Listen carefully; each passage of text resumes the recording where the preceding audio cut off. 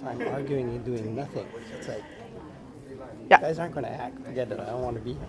Yeah, that's fair. I would do the same thing. The latest thing is they want us to reorganize and form clusters. And we're going, Within why? CAS? Yeah. Okay.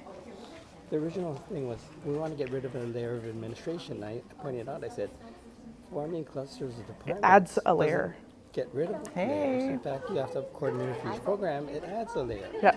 So how is this accomplishing your goals? Yeah.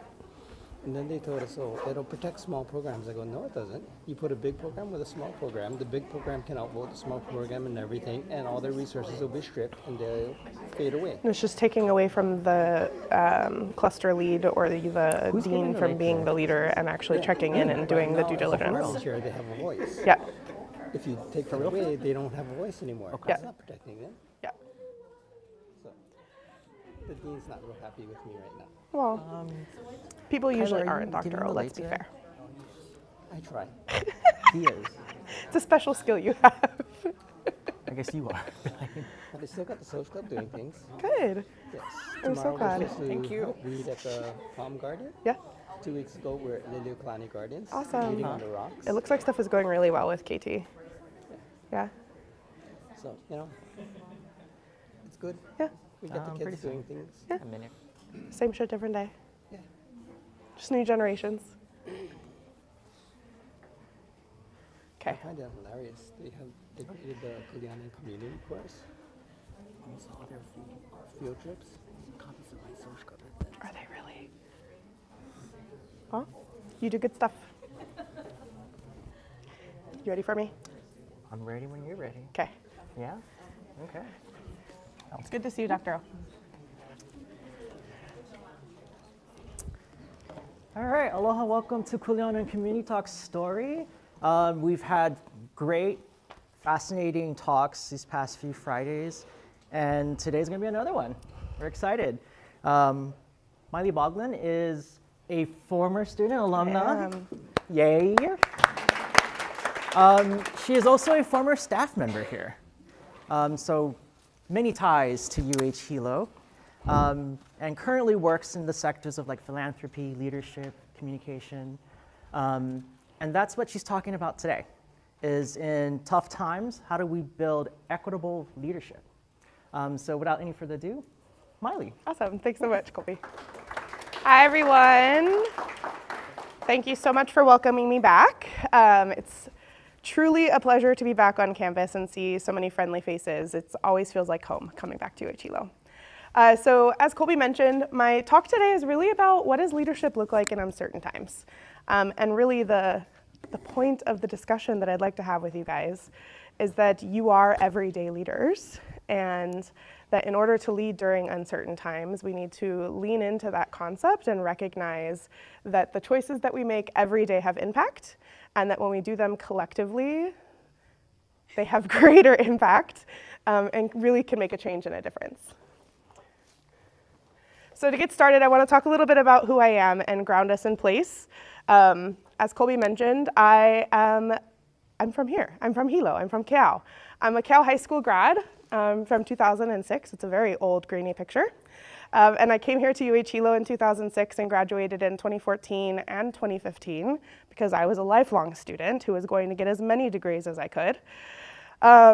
In 2015, I was very, very lucky to be hired on here at Campus Center in our Student Leadership Development Program, and I oversaw all of our student leadership chartered student organizations, which are the student groups that you guys pay student fees to, as well as our registered independent student organizations, or RESOs, which is our student clubs. So I was here for about 8 years before moving on to a position in philanthropy. I now work for an organization called the Stepsky Foundation. And my role there is as the post-secondary success program manager. And so really what I do is a combination of working with young people in our internal internship program, but also being a community liaison and advocate for post-secondary education, which is just a super fancy term for the education you do after high school.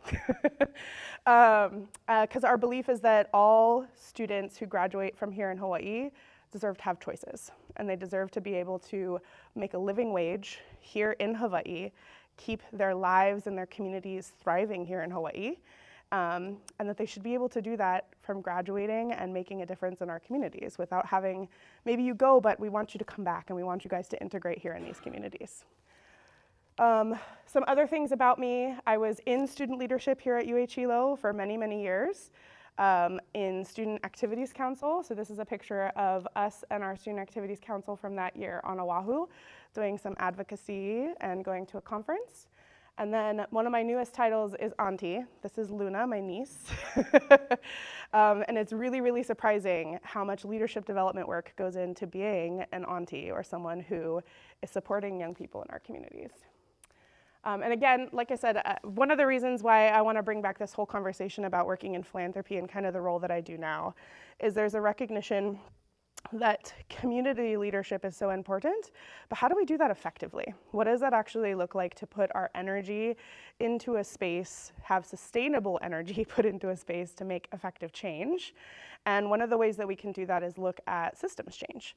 So as we come to the end of the conversation, I want to talk a little bit about systems change and ways that you guys can be investing in your communities in ways that feel meaningful and passionate for you guys, but also don't overextend your own capacity, because that's a very, very real thing. Okay, we're gonna get started. So how many of you guys can agree that the world feels really chaotic right now? Raise your hand. Yeah? What about, are you overwhelmed thinking about things in the world that need to change? Raise your hand. Yeah? How many of you feel like you have a personal responsibility to make some of that change? Yeah. How many of you guys are happy with your community? When you think about Hilo or your home community, are you happy with what that community looks like? Do you think there are things that could be improved? Yeah? Mixed signals on that one? It's not surprising. I bring this up because there's a really interesting nuance to leadership. And when we're young, we hear a lot of things about, if not me, then who? If not now, then when? See something, say something. Be the change you want to see in the world, right? One person can change the world. And I'm not here to tell you that those things are false. I actually truly do believe in them. But I think the misconception that we make is that these phrases shaped us into believing that leadership is about individual action. And today I really want us to challenge that idea, because what if leadership was not just about one person, but about being in a reciprocal relationship with our community, with each other, and with ourselves? And while all those sayings are true, the answer really isn't about one person with the right skill set that's going to end up in a position and is going to make all of those changes to make everything better. It's really about recognizing that we all have a responsibility to be leaders daily in each of the responsibilities that we have within our own lives. Kuleana isn't about being responsible for everything. It's about recognizing that we're all connected and interrelated, and that we have a responsibility to each other and to ourselves. And so when we lead towards individual leadership styles, it can be really isolating and really overwhelming. I want to have you guys think back just a couple of minutes ago when I asked you, how chaotic does the world feel? How overwhelming does it feel? And I don't know about you guys, but there are times where I just kind of sit and I freeze. Like, I don't know how to move forward. I don't know what the next step looks like. I don't know how I can jump in and help and make a difference. And this talk comes from that internal feeling for myself, and recognizing that I wanted to be part of the change, but not knowing what a girl from Hilo or what a girl from Keao can do about it. What does that look like globally? What does that look like nationally? What does that look like in our community? What does that look like just here at Hilo? And so the solution really isn't individual. It's recognizing that our leadership with each other and leaning into taking care of our communities as a whole, and that by taking care of ourselves, we are able to support our communities as we do. So we're going to rethink leadership a little bit. First, leadership is often framed as power and authority. And when we're taught to see leadership as power and authority, and the idea that one person rises above and makes decisions and leads from kind of a top-down model, we internalize leadership as an individual effort. And often, like I said, that makes us feel isolated and makes us feel like we're waiting for this superhero that's going to come in to make all of the changes. When in reality, and when we see in Indigenous leadership, what leadership really is about being in relationship. It's about community care. Does anybody know what community care means? It's a very fancy word. That's exactly what it sounds like, I promise. It's not a trick question. Does anybody have a personal definition for community care that they want to throw out? Or an example of what it looks like? I'll give it a try. Yeah. And I always thought this was more of a generational thinking perspective because of my, Yeah. Gen X. It's community care is everything I do goes back into my community and back again. Yep, absolutely. Yeah, I told you it's not a trick question, guys. I'm not here to make it hard. That's exactly it. It's recognizing that we are all individual humans that are carrying our burdens and our weights and the things that we bring to the table, and that as individuals we can see each other and we can recognize that we can support each other, and that that's an integral part of the relationship and a part of the reciprocity of treating each other well. And we'll talk about reciprocity. I promise I'll define it for you guys. So when we talk about positional power, generally that's framed as like Western leadership or traditional leadership or other words for it.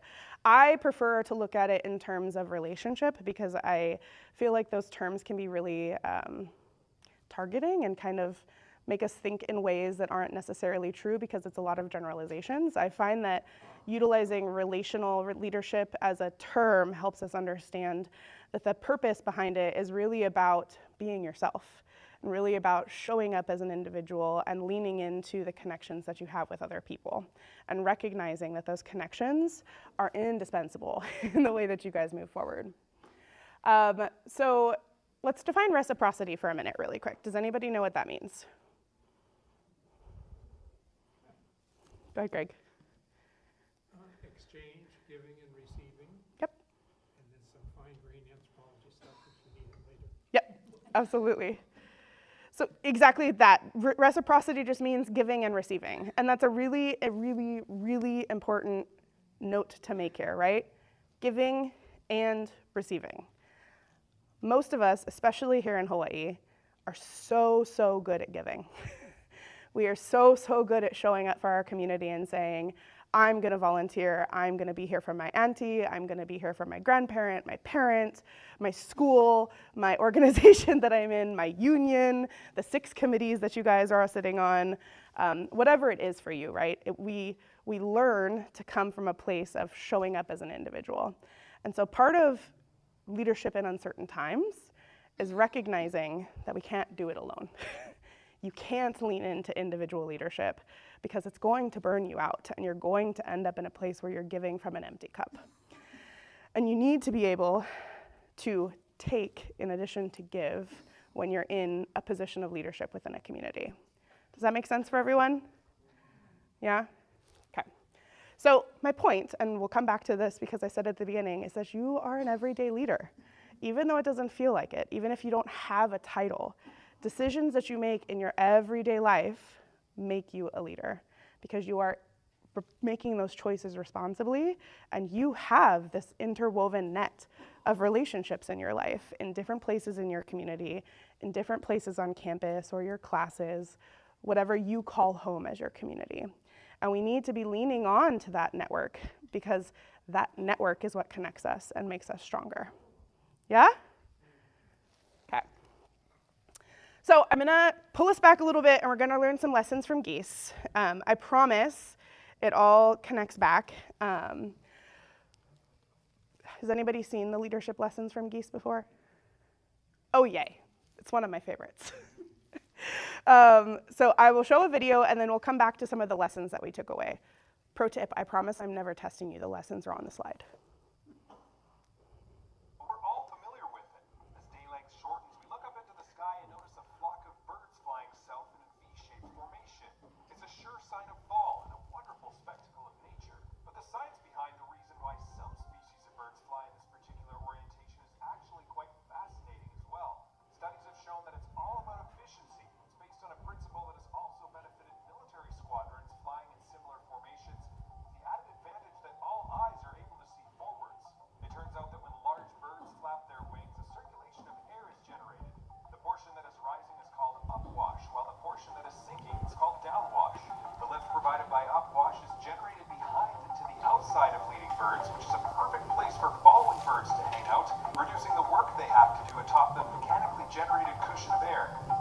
maximize the lift, not only do the birds get in line at a precise location, but they also flap their wings at the same time as leading birds. Should they drift into the downwash directly behind the leading bird, they flap at precisely opposite times, which is thought to reduce the effects of downwash for following birds. Since the lead bird has to do more work, leaders rotate positions to conserve energy, which distributes the workload more evenly. Now, it's not known whether the birds can simply sense these air circulations or if they may even be able to predict them, but the ability through which these birds have come to travel using such complex flight dynamics is as fascinating as it is surprising. Okay. So, like I said, the answers are on the screen, guys. This is not a test question. Really what I want to bring you guys back to, though, is there are so many things we can learn by nature, right? And that's something that is so indigenous about where we live, is we observe and we reflect what's happening in nature, and we take lessons from it and see how we can apply that to ourselves. And I think the lesson of geese is a really beautiful one that we can look at, because these geese, they did not have a summit. They did not go sit somewhere in a meeting and talk about how to strategically fly together, right? This is something that they've naturally figured out to do, and they do it in a way that supports everyone. Some additional facts that I want to throw in that this video didn't discuss. The leadership videos for these are not as good anymore. I like the scientific one better. But the flock adds 71% flying range by flying in this V-shaped formation. 71% is a significant amount. Their ability to support each other and uplift each other during that period of time allows them to achieve much greater things because they're working in tandem and taking advantage of their individual strengths and the situations that they're in to do better. When a goose falls out of formation and feels drag and resistance, they will actually adjust. It's not just the initial goose that dropped that adjusts. They actually have a natural homing system to feel when that happens, because the drag on each of the birds changes, and they will actually meet each other in the middle. So it's not one person or one goose, I was gonna say geese, one goose who is doing all the work of monitoring themselves, right? They are spatially aware of the other people that are around them and the needs of the whole flock. When the lead goose gets tired, it rotates back to the end of the V so that they actually have the least amount of resistance at the very, very back end of the V shape. And what that tells us is that at any point in time, each one of these geese is expected to be a leader and is expected to know where they're going and to make sure that the whole group gets there safely, right? Can you imagine what that would look like in our own lives?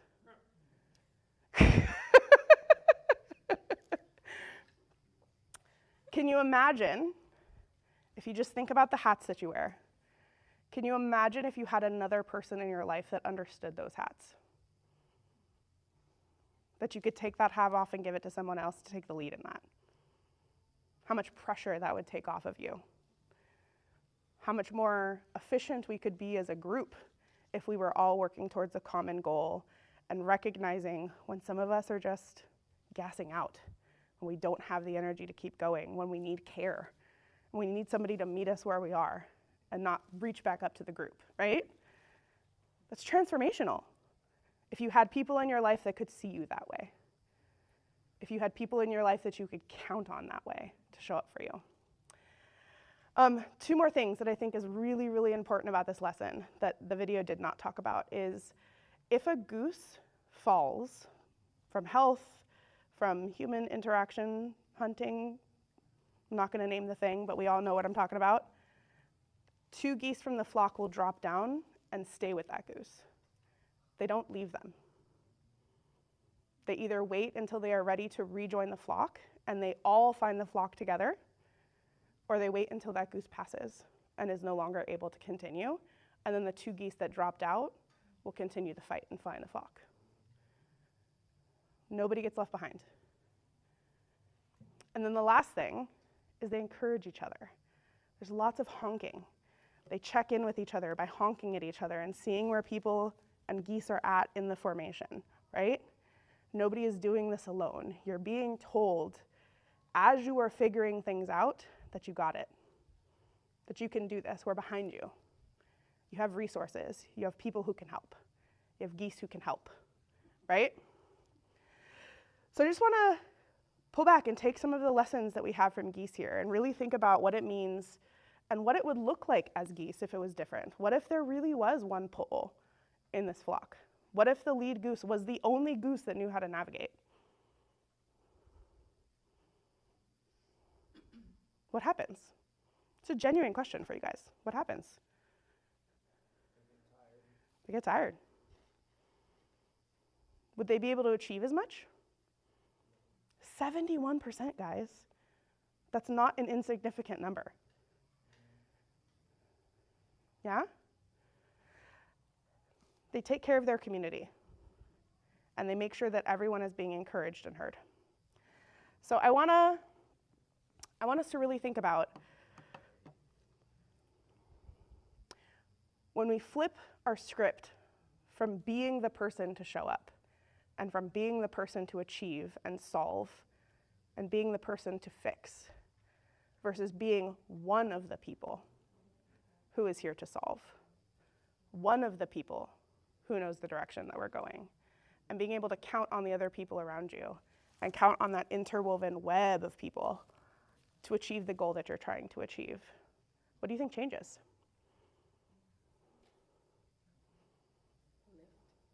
Lift? Motivation? Can you tell me a little bit more about motivation? I don't want to put you on the spot, but that's a really great answer. You're more motivated to do things. You're not like, oh, it's all just me. Yeah. Yeah. I'm thinking about going back to that first conversation about overwhelm. Yeah? How many of you guys wake up in the morning and just go, I can't do it today? It's too much. Going back to bed. It's a very real thing. Like, I know I'm talking about things very positively and I'm giving you guys really cool V-shaped formations and geese, but it's a very real conversation, right? We're in scary times. Things feel uncertain. It's hard to figure out how we want to navigate. It's hard to figure out how we can help. And if we think that we're the only person that can do it, and if we think that we're the only person that has the skills or that we need to get the skills to fix the problem, gosh forbid. This puts a lot of pressure on you. It makes it so that we're not effectively to reach our goals as a community. It makes it so that it's harder for us to make a difference and to make effective change. Change, let alone effective change, right? Because those are two different things. Okay. So my question for you guys, and I'm gonna throw out some support to Corinne, guys. Can you guys hand out some candy for me as we go through the conversation? I'm a big fan of making sure everyone has sugar and energy. So I want to pull us back and talk about what does a community even look like? When we talk about a community and we talk about community care and we talk about relationship community-based leadership, what does that even look like? What are your communities? How do you guys define a community?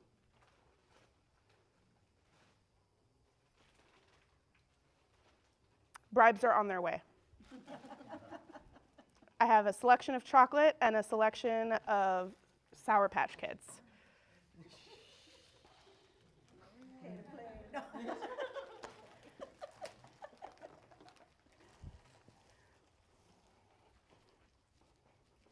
Yeah? I guess you could say like a team. Yeah, a team? A trusted team. A trusted team. Okay? I think being like an athlete in a different perspective, our coach really talks about playing for our community, Mm-hmm. people who show up to our games, playing for like Hilo in general, representing. Yeah? So I think that would be my meaning of being like a community, is just being with the people that I love, being with the people that support me and support the school and the team. Yeah? So a collection of people we trust, a collection of people that support us, a collection of people that we support. What are some other definitions? Is there anything you guys would add to that? A group of people that have something in common. Something in common, yeah? Go ahead. I was going to say the people that we share space and time with. Yes. People that You were reading ahead on my slide, weren't you? I say that because that is my challenging question to you guys. Do we always trust the people that are in our community? Do we like everyone in our community?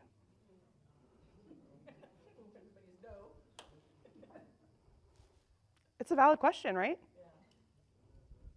I would argue that there's both answers are true.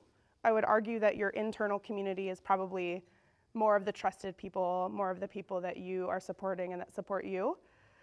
But when we're talking about big C community, it involves a lot more people than our trusted friends and the people that we support and that support us, right? So what does that look like? How do you create community with people you don't trust?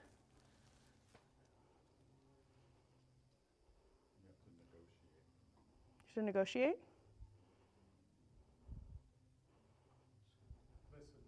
Listen. What does negotiation involve? It's really about having a goal, each group having a goal, right? And negotiating is about working through that goal to find a solution. So you kind of have to work together sometimes. Yeah? Wrapping back to your previous, I think it involves reciprocity, giving and taking. Yeah. Find some common ground. Yeah. Yeah, it does. Even people that you don't trust belong to some inner community that other individuals trust them. Yeah. Where is the lack of trust stemming from, and can it be bridged? Yeah, absolutely. It requires effort. So much effort. Thank you for saying that. It does. It absolutely does. So there's a piece that you brought up in there that I think is really, really important to highlight here. When we talk about being in relationship with someone else and having a relationship with someone else, that doesn't always necessarily denote positive things. You can have a conflicted relationship. There is still a relationship there, right? And so part of what I'm wanting to make sure that we're recognizing and thinking about and talking about is that even if we disagree with someone and don't like them, and we wouldn't be friends and they wouldn't be one of my trusted partners, they are still a member of our communities. Yeah? And so part of the reason we need to take on individual leadership for ourselves is because, to your point, we have to be ready to show up and negotiate. We have to be able to have conflict conversations. We have to understand what our community, our small C community, is interested in and what they need and how we can support them. But we're also working with people who we potentially don't have that same kind of relationship with, and we have to figure out how to work together as a whole to figure out how we can have a safe community, big C community for everyone, right? So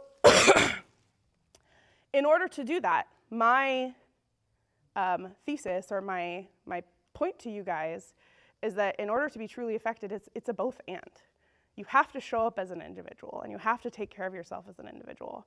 That's why I recommend us really starting to think of ourselves as everyday leaders and not as leadership as a title or as a position. Because whether or not you realize it or not, you are making choices and you are making decisions that affect the relationships that you are in, positive and negative, with the people that you're in your community. And the more that you are thinking about how those decisions affect you and your community as a whole, right? The easier it is to move forward, 1. 2, the more likely that you're going to create trusted relationships, even with people who you may disagree with, right? And it allows you to build some common ground to strengthen the net that is there to support your community as a whole. So what are some ways that we can take care of ourselves so that we can take care of our community? What does individual leadership look like before we step in and say yes to things?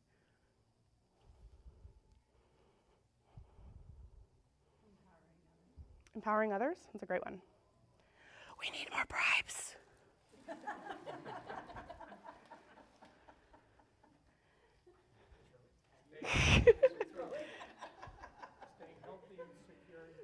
Staying healthy and secure. Can you say more about that, Craig?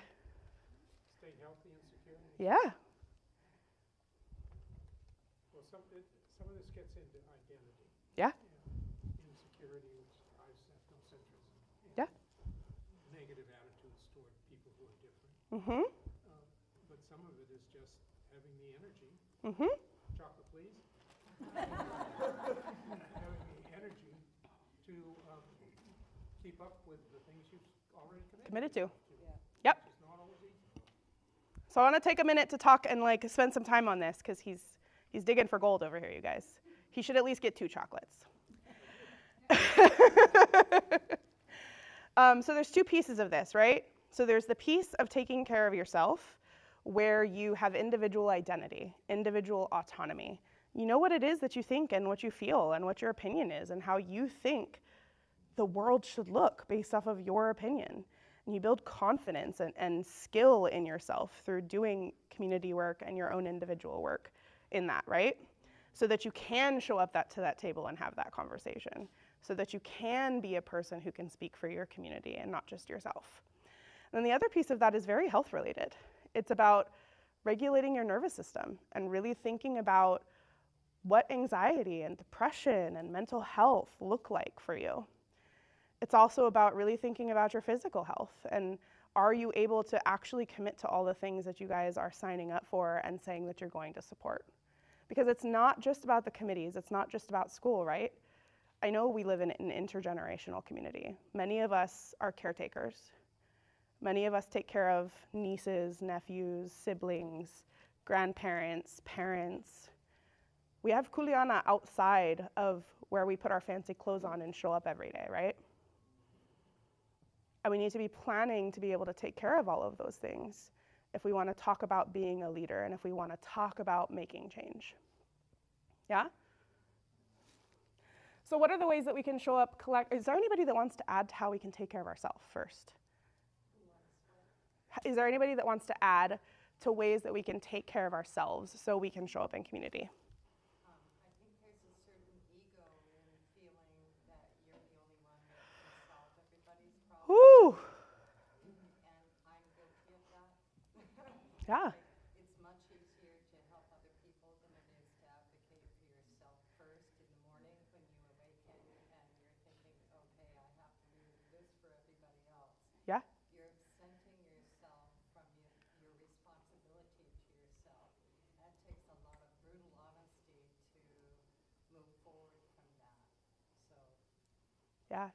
that's my thought for the day and the discussion that 4 candies.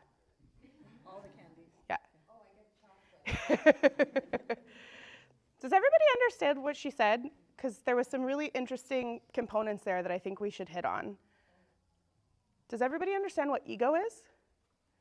When we say you need to get over your ego? Can someone give me an example? Like what you think you're of yourself. Do we have to be full of ourselves to have ego? In a way, yes. Potentially. Not always, but yeah, you can. Are there ways that some of us could be socialized to be caretakers and to take care of others before we take care of ourselves? Youngest child. Yeah. Oldest child. Well, Yeah. Oldest cousin. took care of my mother, then my father, then my older brother, then Yeah. my older sister, trying to take care of me. And I thought, yeah, that's not on them needing me. That's on me needing to beyond my professional life Yeah. feel needed or something. Exactly. Yeah. What happens when you take care of things for other people in that way? Because there's positives and negatives to it, right? What does that look like? I think the negative part would be like a lot of people would abuse it in a sense. 'Cause I feel like me personally, I would do that, like helping other people, but then they would see that you help them so much that they're just like, oh, she'll always come back and help me. So Yeah. a lot of people would just abuse it and you don't really realize it, but And they may not either, right? Like sometimes they don't even know that they're abusing it. Yeah? Anybody else have things to add to that? I was going to say setting boundaries. Setting boundaries. Setting balance in your life. You could be excited about wanting to do a lot of things, but then you're overwhelmed by all the things you said you wanted to do. Yeah. And you're starting to neglect Yeah. parts of your life that you didn't expect to. You do, yeah. I want to peel that back a little bit further because I think this is the point where everybody is like kind of nodding and agreeing because it makes sense. But I want to go a little bit deeper with you guys. What does that actually feel like? What does that look like? We're not waking up in the morning and going, I'm going to have boundaries today, and I'm going to make sure I take care of myself, and I'm going to wake up and do the things I need to do for me, and then I can say yes to other people. And that's going to be at 10:40 today, once I've taken care of the things I need to take care of, and then I can clock in to be a community partner, right? Nobody's doing that. So what does that actually look like? What does boundaries look like? How do you know when you need to go past your boundary because the care you need to give is the priority? There was a question over here. I just wanted to add on to that because I think the common theme over the past couple of years that we've got is burnout and navigating how to take care of yourself while being in relation to community, but avoiding burnout. Because a lot of the times, especially if it's new interactions that you have, right, with or in general a larger community, first thing you want to do, like you said, is give. Yeah. And then that's more so charity instead of relationships, right? It can be, yeah. And then there are certain people in your life that potentially that has to happen. Like I'm a caretaker for my mom who's disabled. She can't walk. I have to get her medication. I have to give her baths. I have to feed her. Yeah? I can't say no to her. I can't say, I'm sorry, I know you need to go to the bathroom right now, but I'm taking care of me today. Right? So this is why I want to go a little bit deeper on, and we're going to spend a little bit of time on this slide. So I want you guys to really think about what this looks like and feels like for you guys, because this is the hard part. It's really easy to show up and say, I'm going to take care of me today. But thinking about where in your life that tension lives. Where are you giving more of yourself that you potentially don't have the capacity to give? Where are places that you need to be flexible because you have people that depend on you, that you need to be able to show up for and support, and that they need to be the priority over your needs at that moment? What is that boundary? Even good healthy boundary is being able to say no sometimes, even though it's hard and it may feel like you're not giving, because we love to give, that's something that we do. Yeah. Saying no, it's something that can help you be able to help that person even more. Yeah. Who has said no before? It's learning to say no. Learning to say no. It's learning how to say no. It's also learning how to live with the feeling after the no. Right? Because as we said, our communities, most of the time, the people that are going to be asking these things for us, it's really easy for the person you don't like that's in your community to be saying, no, sorry, I don't have time, I'm not going to do that. Right? Those are the easy boundaries to build. What we're talking about is your siblings, it's your cousins, it's your parents, it's your paddle partners, it's church, it's work. How do you say no there? Just being, just learning the feeling of like, yeah, no, I can't do that. Yeah? Go ahead. I think part of having those boundaries isn't just about the individual knowing how to say no, knowing when to say no, but it's also the people who they are in community with, respecting your boundaries that have been drawn, so that feeling of saying no is one that the individual can be Yep. comfortable with. Yeah. So maybe a community of care, but also a culture of care that Yep. accepts people have limits and need limits. Yep. And it goes both ways. So beautifully said. And I hope we're all coming back to the underlying answer of all of this is it's really about the relationships you have with people, right? Part of the reason it's hard to say no is because you have a relationship with people and you don't want to let them down. It's because you want to be there and to show up and support them, yeah? So what is boundaries is the example, right? That's the answer for sure. But what we're talking about is how do you have those conversations and how do you know in your now when you're talking to someone? How do you measure that relationship? How do you figure out what the connection is that you have with them so that you can set those boundaries, so that you can have that conversation? What are ways that you guys approach that?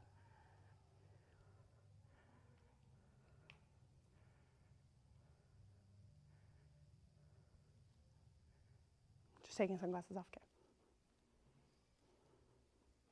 If I can, Yeah. I had a recent experience with saying no Mhm. After I had previously committed with a yes. Mhm.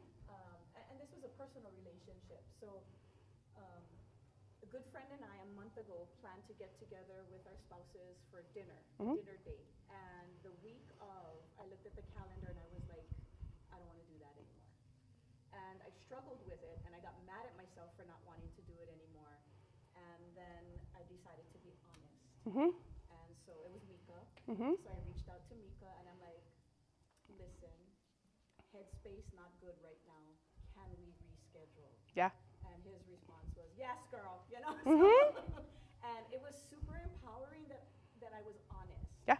about it, and he understood. Mhm. And that's because we're friends. We've known each other a long time, so that relationship is important to be honest in. Yeah. And then on the flip side of that, professionally, I have been tapped into, you know this, repeatedly in the community. Can you help us with grant writing? Can you help Yep. us find sponsors? And I have said no, and people will push back.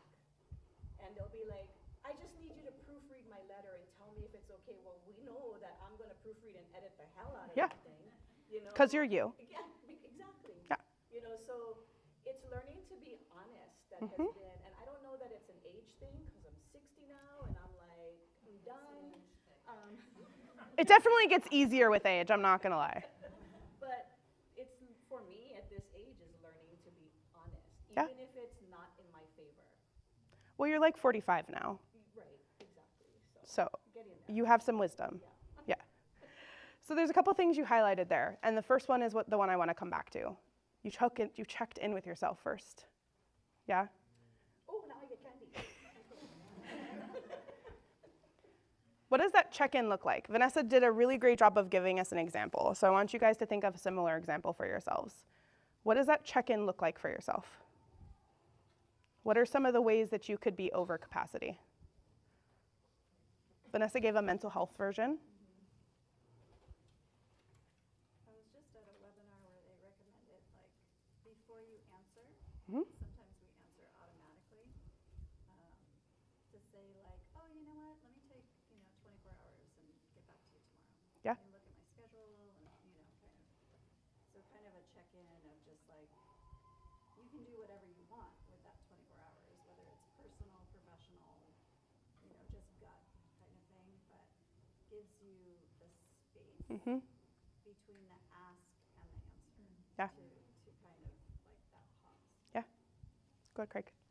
My daughter put a big poster on her refrigerator. Mhm. The response is, now, let me think about that. Oh, that's such a good phrase. I love that transitional phrase. I don't do it, but When you turn 45, He doesn't get candy for that one if he doesn't do it. No, go ahead. So one of the ways that I like to talk about this is I like to say my lizard brain or my socialized brain is another way to put it, right? A lot of us are very socialized to the yes, because we want to please, we want to show up, we want to be a good community member. So a big part of it is the pause. It's giving yourself the space to get past your lizard brain, past the feelings of guilt and feelings of needing to show up, and getting into your internalized brain, the one that's a little bit more grounded and rooted in where you're sitting in that moment, right? It's really thinking about whether or not you can show up in that way, okay? So the other huge component of this that we haven't landed on is rest, right? A lot of us are very attuned to see rest as a privilege, as something that you take once you've accomplished something, once you've achieved something. How many of you guys, I mean, you guys are in college. How many of you guys are tired? Yeah? I'm assuming you guys have jobs, you're working, you're in school, you have family commitments. So where do you put rest in? You get a rest after college? Yeah? I have a really bad news for you guys. It doesn't stop. Like, I had to learn that lesson myself, graduating UH Hilo. It's part of the reason I am so passionate about this topic, because I didn't say no. I didn't figure out how to rest. So what does that look like? And the reason I ask this, right, is how many of you guys have been in a group project where you break down what you're gonna accomplish, and that one person like just doesn't show up or do anything? Maybe all of them, maybe you're the only person showing up and doing things. Yeah? That's part of what it looks like when you overcommit and when you don't rest. Whether or not you intend to or not, you end up the person in the group project who doesn't show up. Yeah? So, I got our 10-minute warning. I want to make sure I get through the systems change piece of this. Sorry, there's a question over that side. I just wanted to offer, I hadn't heard, I really enjoyed this conversation. Yeah. Sorry, you were in the pillar. I should have come this way. The topic of delegating, if you're in a leadership role, or that's one way to get rest, is to recognize, oh, Yeah. a whole team or a whole family that I'm in, or maybe we need to hire somebody to come in and help with this thing in the family, whatever it is. Just Yeah. finding out that you don't have to do it all. That's part of the ego thing too. It is, yeah. Trusting other people. Yeah. What happens when you trust other people? It's scary, you guys. It really is. Right? Because sometimes they show up and sometimes they don't. But I would argue that sometimes they get to rise. Sometimes they get new skills. Sometimes they get to be a part of that community. That was one of my challenges, right? I liked to show up and be the person that said yes, and I kept a lot of people in my life from getting to say yes themselves, from getting to build those skills, from getting to make those mistakes, from getting to challenge themselves to be their own leaders. I kind of incapacitated them. I cut their wings off a little bit. They couldn't be at the front because they didn't have the same strength in their wings, because they weren't doing the same things that I was doing. Part of the reason why rest is so important, because you guys give another opportunity for another person to step in and take that lead and to get that experience. But it also gives you an opportunity to step back, see a bigger picture, pivot, use your non-socialized brain. Yeah? So really quickly, I want to talk about systems change. Systems change is a model that we use in philanthropy to really look at how we can utilize funding in a way that is more effective. And the idea behind it is that there are 6 conditions of systems change. Some are more implicit. Does everyone know what implicit means? Can I have somebody, I see some nods and no. Can I have somebody explain explicit and implicit? There's candy at stake, you guys. Explicit is stated openly. Yep. Yeah, so explicit are the ones that make sense, right? Of course, we're going to change systems if we change policies. We're going to change systems if we change laws, practices, how we move resources. The one that we often don't think about is the mental models. Mental models is how you are socialized to see something. It's how you show up and what you view as your responsibility, what you view as your role, how you view others' roles, right?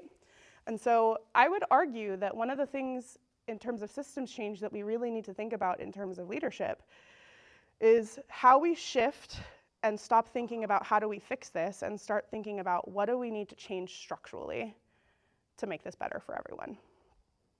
That's one of the reasons I bring up rest as a really important caveat of that, because it's a structural piece of our lives that we're not shifting. Many of us just keep adding. We keep saying yes, and we keep doing more because everything feels out of control. And we feel more in control when we can be at the center of it and feel like we have an opinion and we're talking about it and we're working towards it, right? But that isn't necessarily the most effective place for you to be. We need someone there, but we don't necessarily need you there. What is your strength, and where do you best fit into the solution? Does that make sense? Okay. I'm going to end on this slide and not ask my big discussion question because I'd rather take some Q&As. But my closing thoughts for you guys is that Kuleana really isn't about caring everything. It's being in right relationships. And there's 3 levels of those relationships. One is with yourself, and that's the most important relationship you have. Figuring out how you feel, what your nervous system feels like, what your lizard brain sounds like, what your needs are, what your boundaries are, how to have those conversations is the first place you have to start. And then the next one is being in right relationship with community. And it becomes a lot easier to have those conversations, as we've talked about, when you have a relationship with yourself and you have an idea of what it feels like and what it looks like to be in your own body and to show up in your community as you, not as the position you hold, right? And then the last one is relationship with systems. And relationships with systems is a really interesting one because systems aren't a person. They don't have a relationship in the same way that you have a relationship with yourself or other people, right? But you still have a relationship with systems. How many of you guys have sat here and go, that's a dumb policy? I can't believe that is there. I can't believe we have to deal with that. Yeah? You have a feeling. You have a relationship with that system. So part of understanding that relationship is understanding your positionality and what it is that you want to do with that system, because some systems are meant to be changed and need to be changed. But in order for you to be more effective at doing that, you need to be in right relationship with yourself, and then you need to build a community so that you can effectively change those systems and have that conversation, because you can't do it alone. You need multiple people who are working together towards systems change to be able to make a change like that. Does that make sense? Okay. And then reciprocity is what holds it all together, because when we start realizing that there's give and take and not just give, and that you need to take too, and that you need to be able to rest and be a whole person on the other side of the work that you're doing, the better off you are. So I just want to encourage you guys to continue to go on to be everyday leaders, because that's really what we need right now, is people who recognize that we all have a stake in this, people who recognize that the decisions that we make have impact, and that we can change things every single day based on the decisions that we make. But in order to do that in a way that's healthy and in a way that's sustainable, we have to take care of ourselves first, and we have to recognize and lean into the relationships with ourselves and with others. And that's it for me. Do you guys have any questions or any thoughts? Thank you, Julie.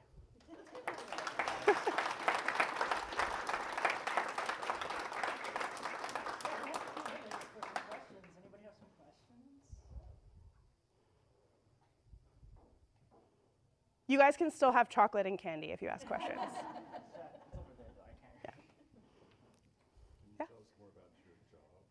Yeah. So I work for the Steps